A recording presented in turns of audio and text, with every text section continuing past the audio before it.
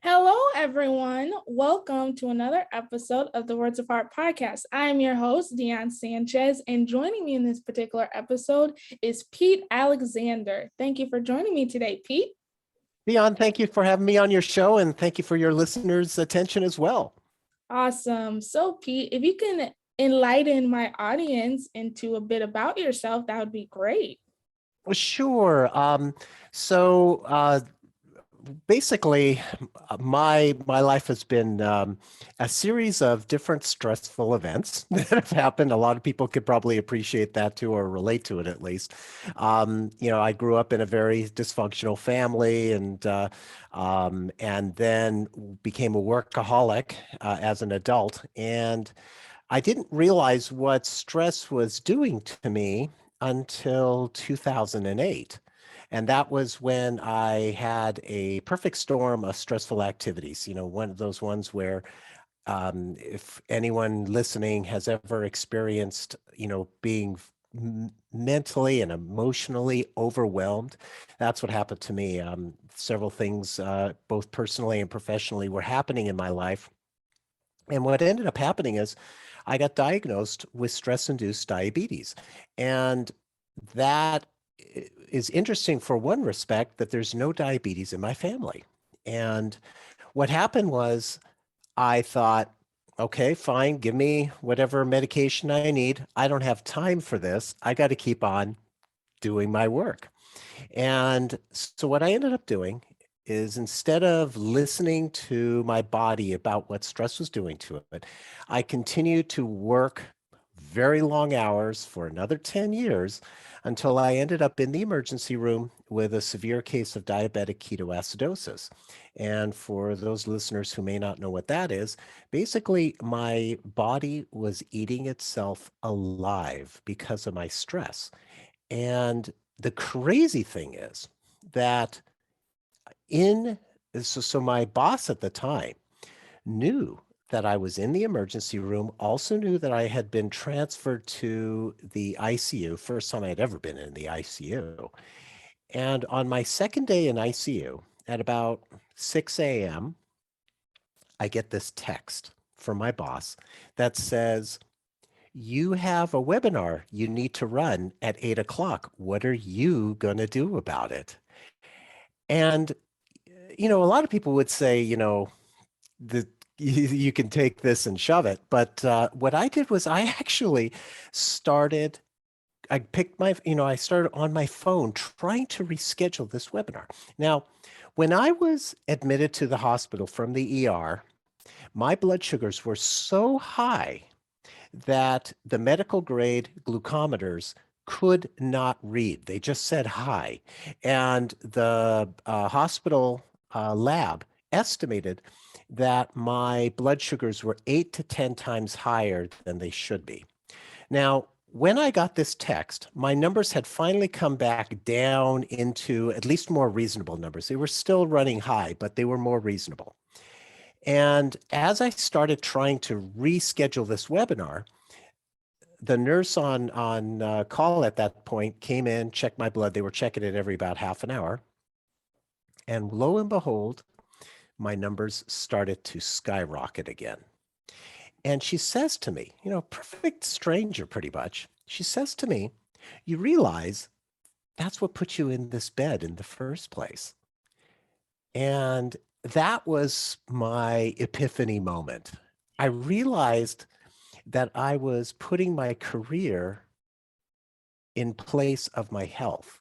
And trading your health for your career is a really bad trade. So what I ended up doing was, the next day after that is when I got out of the hospital. But that whole day I spent just really contemplating things. And I decided, you know what, I can't afford to not do something about this now, because if I keep on doing what I'm doing to myself, I am not going to be around much longer. And so the day after I got out of the hospital, I called up my boss and resigned. And I started focusing on myself for the first time, my health for the first time in my life. And what I noticed was that I started experimenting with all these different stress relief tools and techniques. And I noticed that not only did my stress go down, but my glucose numbers as the diabetic went down, my weight went down, and my energy level went way, way up. It was as if I had discovered the fountain of youth. And the crazy thing is, seriously, if you saw a, I'm telling you, if you saw a picture of me from 2008, other than more gray hair, I look younger today than I did 14 years ago. That is crazy. And so, decided that I was just going to spread the word and let people know that, it doesn't take a huge amount of time to be able to find a tool or two that can help in whatever situation you're dealing with. And if you use that regularly on a daily basis, a minute or two a day, the compound benefits over time will be enormous. You just got to start doing it. And so that's kind of like what happened, and wrote a book about it. And that's what brought me to today. Awesome. And I truly admire you for making your health a top priority. Just to give you a little background into me. I don't know if you've listened to my podcast at all. No hard feelings if you haven't, obviously. But I actually got diagnosed with diabetes at the start of the pandemic in 2020. So the whole psychosis and the body eating itself, I fully understand what that means and how devastating and quite life-changing it could be, or life-threatening most likely, and the whole blood sugars being off the charts and stuff. I don't know how stress diabetes really works. Do you still have diabetes, or is it different now? No, I still have it. So, just so that the audience knows clearly. So, if you were to ask a doctor would say, "Oh, stress doesn't directly cause diabetes or any other chronic disease." What happens is when we are stressed, our body gets cellular inflammation. And that cellular inflammation is what leads to chronic disease. But the bottom line is mine was constantly stressing myself out, stressing myself out, stressing myself out. And the reality is, if you continue to ignore your body's signs of stress, the only choice it has is to, keep on throwing up these signals. And if you're not listening to them, eventually the weakest link in your body's going to break. And in my case, it was the pancreas. I unfortunately have this as a lifetime disease. I have looked into there's a couple different studies that have shown where patients can actually reverse their diabetes. The only consistent examples of that, though, is where you go on such a dramatic diet where you as a participant are only consuming 600 calories a day. And I've talked to my doctors about this, and they highly don't recommend that because the shock, especially somebody my age, the shock of doing something like that could potentially cause something else at this point. Now, somebody as young as yourself, maybe that could work, but I don't know if you think about it, a 600 calorie a day diet is like one egg and an apple for the day. Yeah, that's I'm thinking of it as really minuscule portions, and Yep. I don't think I can do that. No. I mean, it's a blessing that I'm still breathing and talking. Hmm. You said in regards to your diagnosis, you're like 10 years or 50 years younger than you were before. And I can understand it, diabetes helping in your lifespan and better affecting your life. Hmm. For me, it's slightly different perspective because before I was a skeleton. I mean, I'm sure you can relate to it as well. I was a skeleton. I could have turned into dust, ash. It was probably the most depressing time of my life. Hmm. And it took a couple months for me to get like my skin and my flesh and my color and some, my bones back. So Hmm. Hmm. I saw it as a blessing and just am really grateful for this diagnosis. Though I wish, actually, no, I'm not going to go with the wish part because it's better than simply not being here. And I'm very fortunate, I would have to say, that I was able to survive and adapt to this new change in the midst of this pandemic, because the pandemic really was at the worst of it in 2020. So the Sure. fact that I Absolutely. got this diagnosis, unfortunately, during this pandemic wasn't an ideal time, but I can't hate 2020 because I had a chance to continue living my life. So And I love the fact that you've got gratitude for that. Gratitude to me is my number one stress relief tool because when we are grateful for whatever it is, the big, the little things in life, whatever that ever comes to us on a daily basis, that sends positive energy through our minds and body, and that is a huge thing to do to keep ourselves healthy because the reality is um, it's not all stress that causes complications in us mentally and physically. It's negative stress all that right. does. And so, like, for example, with you being, as you say, a skeleton and stuff, there were things that were stressing you out to cause you that. And the reality is, not all stress is bad. It's, if we are doing, let's say, if we're doing things that we love, if we have a career that we love, and we need to get a project done to help support that career, that's actually good stress because good stress allows us, it's actually, the term is eustress, eustress. That actually is the type of stress that helps us get things done. Or like for you being a college student, you're doing this degree for a reason, right? And so, yeah, you're going to get the short-term stress of a project due or a test due or something like that. But if it is helping you to achieve something that you truly want to do, you truly love to do, then that's actually good stress. The bad stress that is what we really want to stay away from. And that, in my experience, comes in basically two flavors. One is rumination, where we have, frequently guilt about the past. And we're guilty about something we either did or didn't do. The problem is in the past, we can't change that. And so if we continue to ruminate about that and beat ourselves up about that, it doesn't do us any good. If we could take the positive learnings from the past and then apply it to our present and our future, then that's actually a good thing. The other one is anxiety about something that may or may not happen in the future. I can't tell you how many people tell me, "Oh, I've got this, scary presentation I have to give, or I have to have this difficult conversation with someone." And, that's a classic thing that we do as humans. We think about the negative and we think about the worst case scenario. And guess what? When we get anxious about something in the future and we imagine the worst case scenario, what ends up happening is we often manifest that negative scenario.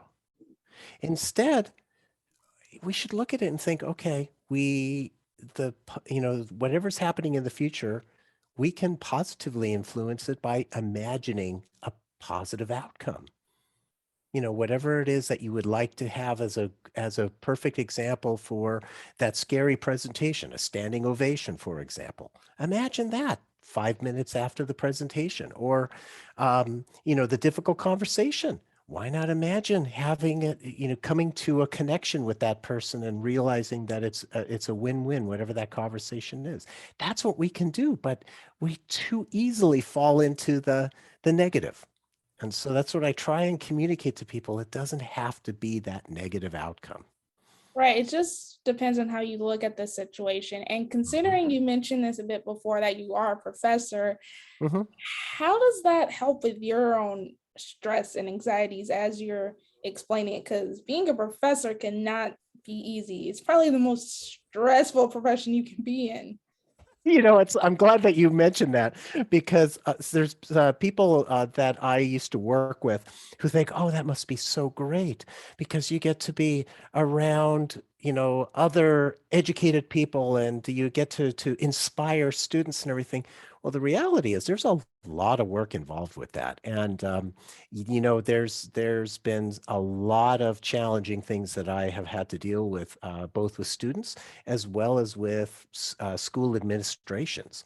So for me, one of the key things that I have learned, and it's, talk about this from since 2020.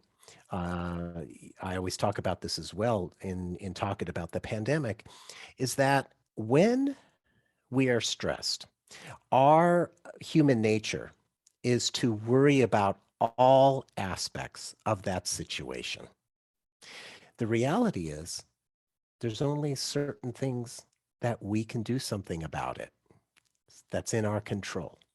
So what I usually will do is, if I'm faced with a situation, let's say with a particular student, with a particular school issue, whatever it happens to be, I'll look at it and I'll say, okay, make two lists. The first list is, what can I control? The second list is, what can't I control? And then what you can do as much as possible. See, because in our minds, when we are worrying and we're stressing about a situation, we're worrying about all aspects of it. And it roughly comes out to be about 50-50 what's in our control and what's not in our control. So if we can focus as much attention as possible on what is within our control and minimize the attention we give to what's out of our control, our stress is going to go way, way down, because when we focus our attention on what we can control, what we can affect change, then we actually feel like we can make a difference. And so that's what causes the stress to go down. And, in thinking about like the pandemic, that's a perfect example like that. We have no control over, whether the school says in class or online. We have no control whether or not the government says, to shut down or close restaurants or whatever it happens to be, wearing the mask all the time. Can't even control the person right next to you, whether or not they wear a mask, for example. What can we control, however? We can control making sure that we're washing our hands consistently, making sure that we wear our mask, making sure that we get vaccinated if we believe in the vaccination, and making sure that up here, we're not letting all the things that are out of our control affect our, ability to make it through and persevere through this. So it's really, really important to think about that and think about what are the aspects of any negative or any stressful situation. What is it that you can control, and what is it that you cannot control? And focus on what you can control. That's going to make the difference. Absolutely. So I would like to get to the icebreaker segment. That's in Sure. my control, of course. I'll start with the icebreaker question, which is really fun and easy, and then we can get to the game. So if you had to come up with a title or chapter for your life at this precise moment in time, what would it be? Ooh, that's a really good question. I would say how to, you know, I would say something like, you'd be, the power of smile, how powerful that is. Because, when I interact with people, I try and make sure that I smile regularly. And it's amazing. I've even experimented with this, walking down the street and just, like in a city street, and just smiling and just seeing how many people smile back. And I've gotten almost 50% of people to smile back. I also get a lot of people who look at me and think I'm nuts, but it's just, but that would be it. The power of a smile. Awesome. And I think smiles do really hold the magic cure to make everybody in a good mood or uplift their spirits in some way. So my title or chapter for my life at this precise moment in time, which hasn't really changed since it really initiated in 2020 when I got diagnosed with diabetes, and that is to be a warrior for change. I Hmm. faced a lot of health issues in my life. Diabetes was just one little cherry on my life that I did not anticipate, but it's made me all the better person for it. So being a warrior really symbolizes and reflects who I am now moving forward. So Oh, I love that. And if you actually write a book on that, I can totally see a fantastic cover for that. I do have like creative writing ambitions because I'm also a poet too. So that's also would explain the title of my podcast involving words. So I love it. I love it. So on to the icebreaker game, which is my favorite part, and again in my control, but it's lots of fun and you'll love it too. And that is the game is called Song Association. You don't have to be an avid singer. You can be a karaoke singer, a yodeler. Although I still don't understand how you can yodel any of these words. Again, my listeners, if you can yodel any of these words, let me know. But for now, this is how it works. I give you a word and you can either sing it, rap it, yodel it. Okay. All right. And it can either be in the song title or in the lyrics. It has to be an actual song. You can't make it up. Many people have tried to change up my game, but it doesn't work. It's fun, but it doesn't work. And that's about it. It can't be the name of an artist either. It can't be like Faith Hill or Popcorn Franklin. It has to be an actual song. It can either be in the title or in the lyrics. So you have a loophole if it's in the lyrics. However, and this is where it really gets fun, time is not on your side. This is where the mind it plays tricks on you. You have 15 seconds from the time I give you the word to either sing it, rap it, yodel it, either in the song title or in the lyrics. Okay. So the 15 So the first word is heart. Heart. Two hearts beating as one heart. I remember that. It was like that was a Phil Collins song. Oh. Yeah, that's maybe before your time. I was thinking of a different heart song. Oh, now I'm feeling nostalgic. Although that's okay. Because dang it, it's gonna drive me crazy now because it's a song in a Disney movie. Although I don't know if that's the exact same song, but I know he does a song for Disney. But he does. He did the one for I think it was Hercules. Oh, I wasn't thinking Hercules. I was thinking Tarzan. I'm sure he did for Hercules too, but you did. Probably did. You did really good. So on to the next one. The next one is words. Words. Oh my gosh. So words. Words. What is there anything? I'm trying to think of a song for this. Well, I can give you an answer previous guests have given to that one. Okay, sure. They have opted for the song More Than Words by the band Extreme. I don't know it. I think you're the first guest to mention they don't know that one, but that's an answer they have given. There's other songs, of course, I can't think of any at the moment. Bird. No, that's a tough one because, I mean, usually I'm pretty good about that, but no, I nothing's coming to mind at all. Well, the last word I did change recently, but there are songs pertaining to this word, and that is beautiful. You are so beautiful to me. Can't you see? I don't remember the rest of it. No, it counts. It's a song. I'm pretty sure any kid from my generation who's seen The Little Rascals would recognize that song. Absolutely. Yeah, I remember that as I'm trying to remember who the artist is that sings that. That was like when I was, oh shoot, probably a teenager. That's when that was popular.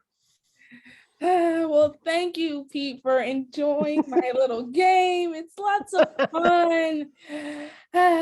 We can keep talking awesome songs all day long because I love music, and music is a good stress reliever also. Absolutely. However, we are at the end of this episode. Do you have any social links where people can find your book? Is your book going to be a movie? Is it going to be on the moon? Give us the inside scoop as to how my audience can get in touch with you. Sure. The easiest way to get in touch with me is just go to my website at petealexander.com, PETEALEXANDER. It has the book there, both at Amazon as an audio book, as a PDF, whatever they so choose, and it also has the blog where I have over 100 different stress relief tools and techniques that they can try, including the power of music. That's one blog post. Awesome. Thank you so much for joining me, Pete. This was a wonderful conversation, and it really warms my heart that you and I have a type of connection in regards to diabetes, and that's just so awesome. So thank you so much for being on the episode. My pleasure, Dion. I really appreciate your time and the time of your listeners as well. Awesome. To all my listeners, thank you for joining us on the latest episode of the Words Apart podcast. If you enjoyed this episode, if you got a chuckle from watching Pete sing, here are the following ways to tune into this episode. You can find us on Facebook at the Words Apart podcast. We're also on YouTube under the same name, and wherever you listen to your podcast, Apple, Spotify, and Google.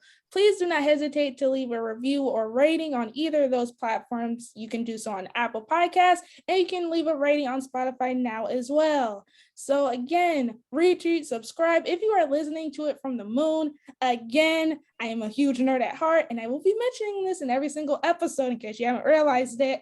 If you are listening to it from the moon, please do not hesitate to let me know. I want intergalactic broadcasts to happen. It's 2022. Anything is possible. So until then, from all of us here on planet Earth, again, I am your host, Dion Sanchez. Thank you for joining me, Pete Alexander. And do not hesitate to reach out to me from Earth or beyond on these platforms as well. I am on Twitter at HeartWarrior24 and on Instagram at HeartWarrior25. So again, right here from the Words of Heart podcast, stay healthy, stay safe, and until next time. Bye.